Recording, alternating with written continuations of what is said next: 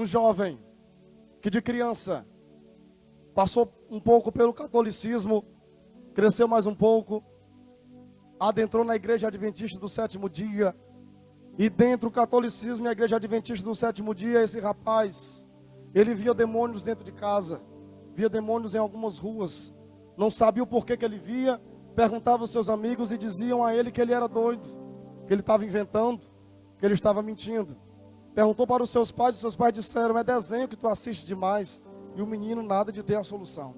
Cresceu com aquilo, chegou aos seus 10 anos, vendo demônios dentro de casa, não podia mais se controlar. Passou aos 11 anos, acordava ele de joelho na cama, sua mãe orando por ele. Por quê? Porque o menino falando com a voz grossa, os vizinhos escutando e ele não lembrava de nada. E a sua mãe se preocupando, mas não queria preocupar o menino.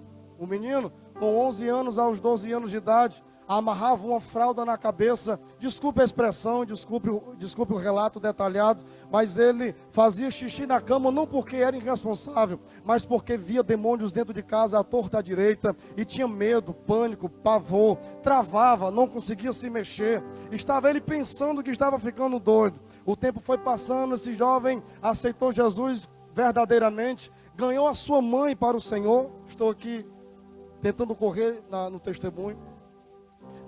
Ganhou a sua mãe para Jesus. Se batizaram juntos na igreja adventista do sétimo dia. Aos 14 anos o jovem se afasta da presença de Deus, vai para o mundo. Passa 5 anos no mundo. Um ano curioso. Resolveu perguntar aos seus amigos o que era aquilo que ele via. Disseram a ele que tinha um rapaz que era sinistro. Apresentaram ele, rapaz afastado da Assembleia de Deus. Ensinou a ele as práticas da magia, bruxaria. Disse que ele era médium, precisava desenvolver, que o pai dele era um Exu, a mãe dele era uma leviana. Deram um porre nesse menino apenas com 3 doses de cachaça oferecida a demônios. O menino cai no chão na 3ª dose, começa a ter alucinações, chama a mãe dele, aquele alvoroço, a história vai ficando negra, o menino se aprofunda no rock, chutando as coisas dentro de casa, dormia escutando rock, acordava escutando rock, nada controlava o temperamento daquele menino, entregando despachos de macumba nas encruzilhadas da noite, fugindo de casa, chegando no outro dia, indo para os terreiros de Umbanda, sendo humilhado, entrou nesta fase, começou a apanhar dentro do terreiro, bateram nele com um cachimbo na cabeça, tiraram as vestimentas dele, deixaram ele nu, começaram a humilharam ele, colocaram ele num quintal cheio de formiga, sem camisa, com tijolos nos seus pés, nas suas mãos, e um cachorro perturbando, mordendo, lambendo, e ele não podia se mexer, senão pagava uma prenda. Deram a ele cachaça, mel e sangue misturado, para ele beber e passar pelo ritual. Resumindo, esse jovem pegou uma depressão horrível, pegou 2, pegou 3. Na 3ª depressão, aliás, da 2ª para a 3ª, a depressão foi tão forte, que o corpo dele ficou todo vermelho, empachado, empolado, e sentiu a presença da morte. Pensando ele que iria morrer, ele chegou para sua mãe e pediu oração, porque estava afastado. 5 anos que a sua mãe orava por ele, todos os dias, o Salmo 91. Deus livrou esse jovem de muitas mortes. Com a oração da mãe dele, Deus repreendeu a depressão na hora. Mas o jovem não conseguia voltar para a igreja. O que foi que aconteceu? Escapou de morrer com arma apontada na cabeça por conta de fofoca, atropelado. Levou carreiras, como diz aqui no Ceará, de gangue, sem ter feito nada. Satanás tentando tirar a sua vida porque ele estava afastado. O jovem triste, depressivo, ria por fora, mas por dentro estava oco, estava vazio. Dentro da sua última depressão, pedindo socorro a Deus. Deus o alivia. E quando ele está perambulando nas ruas de Fortaleza, ele escutava uma voz falar com ele, dizendo, entra na esquerda. Ele entrava. Quando ele pensava em entrar na outra direita, a voz dizia, não, nessa não, entra na outra. Quando era no outro dia, ele sem entender quem falava com ele, a notícia saía, mataram fulano, na mesma rua que ele pensou em entrar, com tantas facadas ou com tantos tiros. Ele começou a ficar encucado com isso, mas quem é que fala comigo? Ele dizia. Porque ele foi ensinado na Adventista do sétimo dia que Deus não fala direto com uma pessoa, apenas com o profeta, e principalmente na época atual com Ellen G. White. Então ele, sem entender, quando vai entrando dentro do seu quarto, abrindo a porta, quando ele pega na maçaneta da porta, Deus brada lá do céu, no pé do seu ouvido, dizendo, meu filho, volte. Quando ele ouviu meu filho volte, o corpo dele tremeu da planta do pé ao alto da cabeça. Ele entendeu na hora que era Deus, mas ele, pelo conhecimento que não era muito apurado, ele disse: Deus, misericórdia, estou pensando que tu estás falando comigo. Perdoe meu atrevimento, mas eu vou te pedir, se é o Senhor quem falou comigo, fala comigo de novo. O Espírito Santo veio no ouvido dele e disse: meu filho, volte enquanto há tempo. Ele só conseguia chorar quando ele entra dentro do quarto, o quarto dele que tinha um cheiro sobrenatural, só para quem crê. O quarto dele tinha um aspecto escuro. De repente, quando ele abre a porta, o quarto está tomado por uma fumaça branca. A glória de Deus visitou aquele quarto naquela noite e repreendeu todo o mal, toda a nebulosidade espiritual. Quando ele entra dentro do quarto e sente a glória, o corpo dele começa a estremecer. E ele, sem ter muito entendimento, escutou a voz: se humilha, e o corpo dele começa a encurvar, e o rosto dele começa a encontrar o chão, e ele chorava dizendo: me perdoa, Deus, eu pequei demais, me perdoa. E o jovem, lembrando dos livramentos, inclusive sua mãe disse para ele no Maranhão: não atravesse o rio. Ele bebeu, encheu a cara, misturou 3 a 4 tipos de bebida, e foi atravessar o rio em cima de um tronco de carnalbeira, no rio Itapecuru. Quando ele vai em cima do tronco, ele era o antepenúltimo.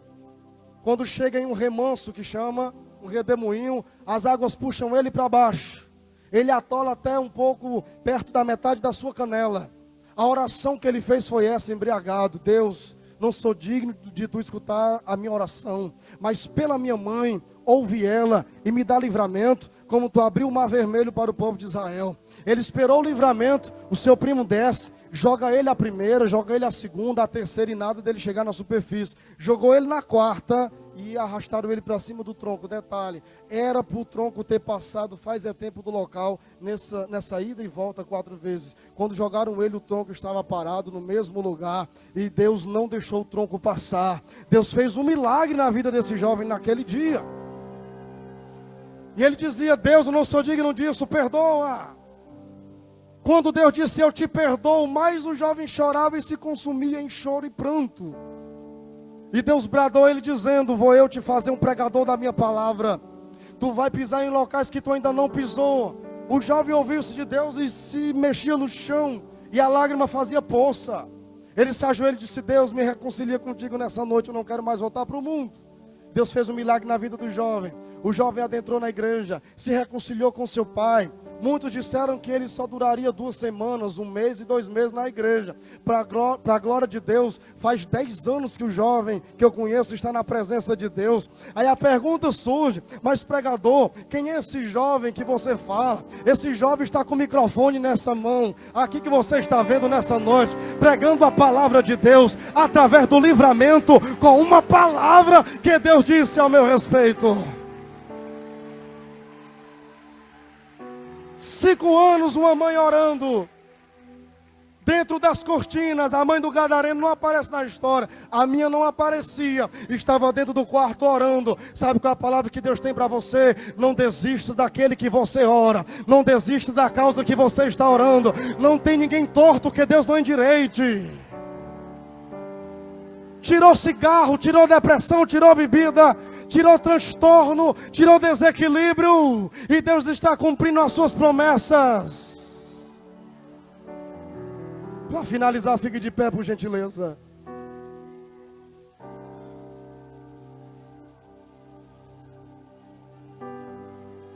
Para a glória do eterno Deus, eu sou o Samuel da minha mãe. Quando minha mãe não aguentava mais orar por mim, porque parecia que eu não mudava, a orelha cheia de brinco, moicano na cabeça, corrente, olhos pintados, mão pintada de preto, só você vendo a marmota. Olhando assim, nem não tem quem diga. Minha mãe desesperada disse: Deus, se o Senhor libertar o Bruno, eu dou ele para ti, e faz ele o que o Senhor quiser. Quando ela orou dessa forma, não demorou muito. Deus usou uma irmã no meio da rua que nem sabia da oração e disse: ei mulher, o que tu tanto pede a Deus nesses dias, Deus vai te dar. Passou algumas semanas, Deus me libertou, já me levou para fora do estado, glória a Deus, e algumas cidades de Ceará, e alguns bairros de Fortaleza. Deus está cumprindo a sua promessa. E numa das viagens minha mãe disse: menino, tá bom de tu se aquietar em casa. Eu tinha 21 anos de idade. Tá bom, para, de se estar repreendido, mãe. Foi a senhora que orou e me entregou a Deus. Eu sou o seu Samuel. Deus não volta atrás naquilo que Ele fala. Você entregou, não ouse tocar. Finalizando, ore pela sua família. Ore pelos seus. Acredite no milagre. Acredite que com uma palavra Deus resolve o problema.